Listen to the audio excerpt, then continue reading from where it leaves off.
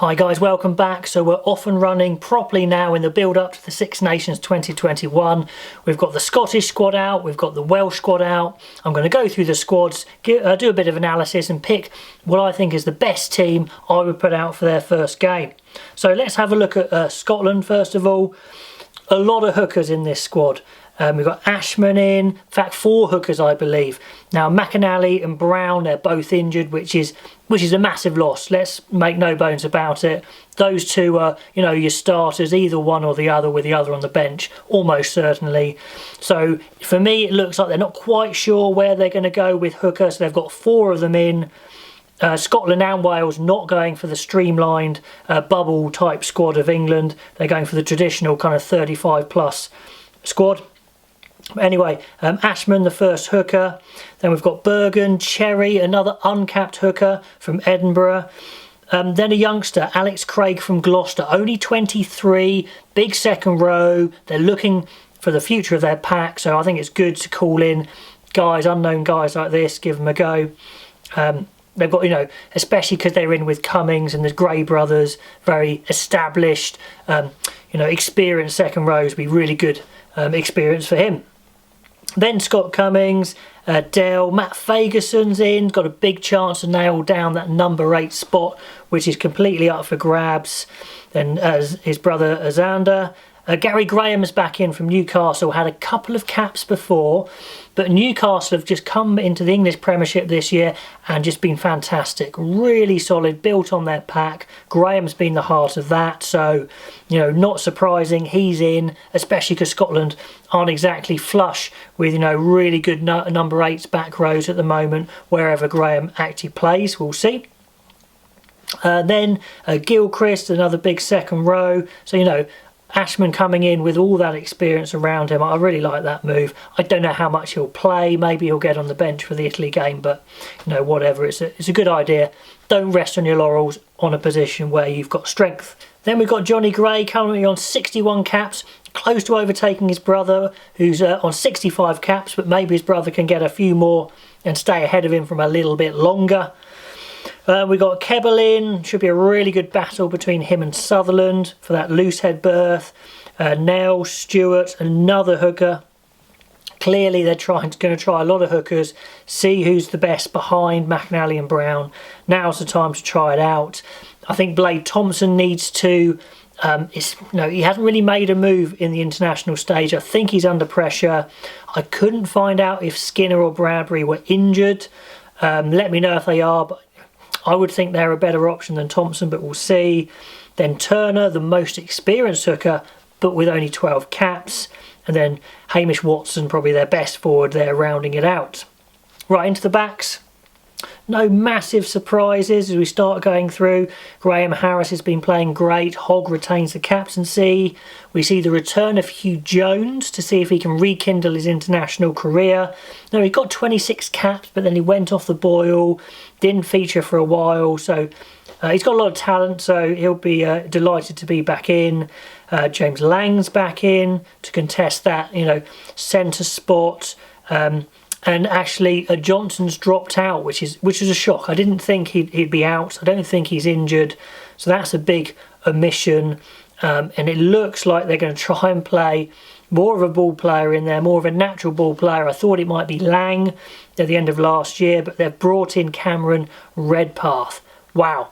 I'm not going to say it's a steal, because Cameron Redpath, is Scottish, absolutely. He's qualified for England and Scotland, but of course his dad's Brian Redpath, a Scottish legend.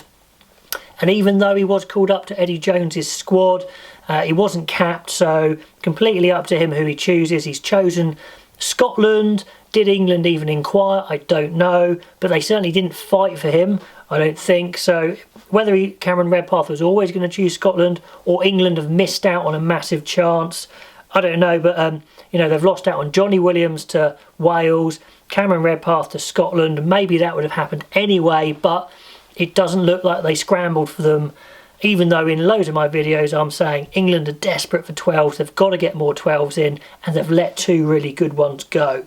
So that'll be interesting. Maybe he was the guy who pushed Sam Johnson out of the squad. Finn Russell's back in, brilliant for them, especially because still no Hastings. and they're only taking 2 9s and 2 10s, which is very, unusual. I didn't think they would in a big squad like this. So Scott Steele is laughing. He's only got 1 cap, but he's definitely going to see lots of game time, being only 2 9s in the squad, as is Jacco van der Vault. He's going to get game time as well. Looks like he is the out-and-out number 2. Now Hastings is out of the way for a while. So, what's their best team? I'll go through their best 15 and I'll put the replacements in as well. Front row, I think you go Sutherland and Xander Ferguson as the props. There's going to be pressure on Sutherland, like I said, from Kebble, but at the moment I think he's got the most money in the bank, I think, with Scotland. Then you've got to start with Turner. He's the only hooker with decent experience, and then it's going to be a bit of a bun fight for the rest of the tournament, I guess, with the other guys. On the bench in the front row, I'd go Stewart as the other hooker to give him a go, then Kebble and Nell, very solid scrummagers on the bench, especially considering they're facing England. So if one of the starting props has a little wobble in the scrum, they can bring another solid guy on. So I think that's a good call. Richie and Watson is just nailed on, and then I think keep going with Matt Ferguson for now, see what happens. But I've got Graham on the bench. I'd give him some game time, whatever's happening with Matt Ferguson, because they really need to sort out that number 8 slot. Price and Russell are a given, but in the centres I'd put Redpath straight in there. I think he's that good. I think he's ready. Sure, he's young, but physically I think he's ready now. And him alongside Harris is a really exciting proposition, and the ball playing and ingenuity that could happen between Russell and Redpath I could see being quite natural, actually. Then their best back threes available, which I think is Van der Merwe, Graham and Hogg. So again, I think it's a slightly better probably Scottish team minus the hooker situation. Let me know what you think of that and what you'd change. Looking at the Welsh squad, now there's quite a few injuries in the front row department, in the propping department. So they've got Reece Carey, Wyn Jones, but then they've got Rodri Jones in as another tight head to have a look at the options with those injuries. Elliot D's back in, and I think Parry's been bounced out, which is interesting because I thought Parry was maybe front of that queue behind Ken Owens, but no. So it's D, Elias and Owens as the hookers, which is great that Owens has returned, loads of experience. And this Welsh squad has got a few returnees, some experience coming back into the squad. I think it's slightly stronger than it was at the end of last year. Leon Brown's only 24. He's got a big chance to come in that tight head spot that I think is fairly open. Jake Bull, his last tournament for Wales. You could argue what's the point in picking him, but I think there's a few picks in this squad that scream to me we need to be good in the short term just to get some confidence, get some wins under our belt. So I don't think they're dropping Jake Bull because they need that. Beard's back in, who needs to step up, big chance for him. Then the 143 caps of Hallam Wyn Jones, which is just ridiculous when you keep reading the number of caps he's got. Rowlands and Hill, some other second rows, the other second rows there, and then the prodigal son returns, Dan Lydiot. He's been playing well, very consistently. He knows he's in good form, but I didn't see him coming back in because they do have some of those younger back rows that weren't selected this time. Lewis Hughes, Botham, which I don't think they're injured. Let me know if I'm wrong. Maybe it's kind of a stopgap, waiting for Moriarty to come back. Have another experienced physical guy in there in Lydia. I'm not sure it's a good long-term move, but great for him, of course. What is a good selection now is Josh Navidi's back in. Should be a big improvement to the Welsh team because of him. Wainwright needs to step up, and we've got McLeod in there as well as another young back row they want to try. And like I said, they haven't bothered including Botham and Lewis Hughes, which is not a great sign for them. Some more experience in the back row still with Faletau and Tipperick. In the Welsh backs, big surprise for me, Rhys Webb is not in. I really thought he was right up there fighting for a starting spot, but he's out completely. You know, they preferred Davis, Williams and Hardy, which I think's a bit of a shock. I'd have had Webb in for sure. But anyway, they've got lots of 9s and that's a big casualty. Let me know what you think. And then the 3 10s, Biggar and Sheedy was, probably a given, but then Jared Evans has come back into the frame. He's an exciting player, he's creative. I don't know if he's the future of 10, but we'll see. Let me know what you think there.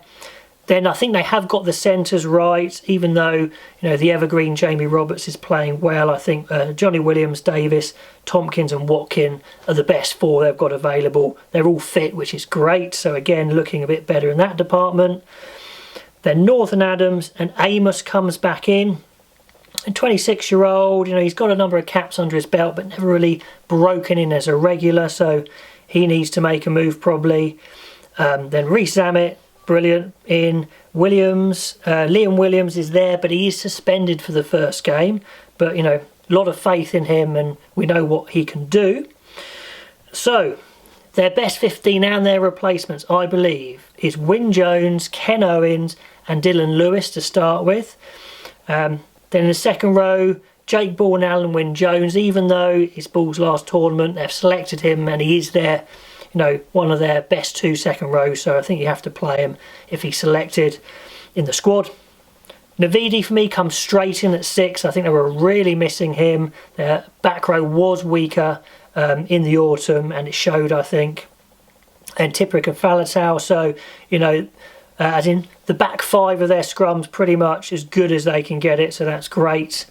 I would 100% start Thomas Williams.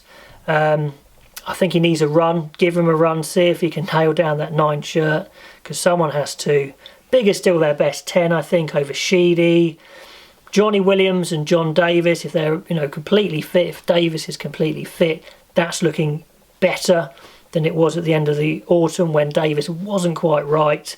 And then the speed of Reece Zammit, the finishing of Adams, and the experience of Halfpenny at the back, I would believe should round out their team. So it's like I said, it's a good team, a better team than they've had previously. Bench cover, I'll go for Elias first up, with the young props on the bench to give them more experience.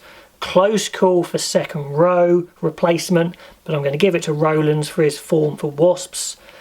Wainwright, I think, just needs more experience. They're going to need him at some point as the years go on, so get him in there. Gareth Davis on the bench with some good impetus off the bench. Then Sheedy is your number 2-10. And then incredibly close to see who the back on the bench was, the outside back. I've gone for Tompkins, who could play 12 and 13, possibly on the wing if he needs him.